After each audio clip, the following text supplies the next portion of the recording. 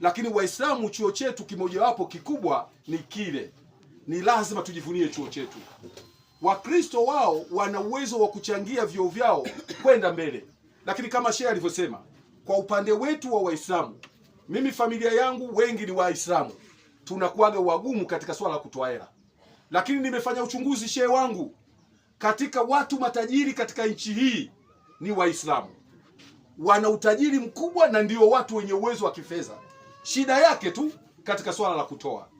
Kwa hiyo tumepewa jukumu tuzunguke nchi nzima kwa ajili ya kuweza kuhamasisha, sio kwa Waislamu tu, hata Wakristo tuweze kusapoti harakati za ndugu zetu Waislamu katika kukijenga chuo kile. Sasa hivi Waislamu wanataka kujenga hosteli kwa ajili ya watoto wetu, na chuo kile kinakaa Waislamu na Wakristo. Kwa hiyo ni waombe, amesema kila msiba tutapita. Nilipita juzi Kwala, kulikuwa na msiba pale kwa Gunda, nilipata nafasi ya kuongea.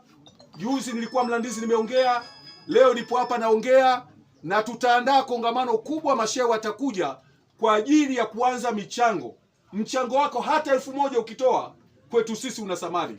Basi baada ya kusema maneno hayo, shehe wangu, ili tusiuchukue muda, mama yetu ameondoka na anatakiwa haraka akazikwe kama imani inavyotaka, naomba niishie hapo.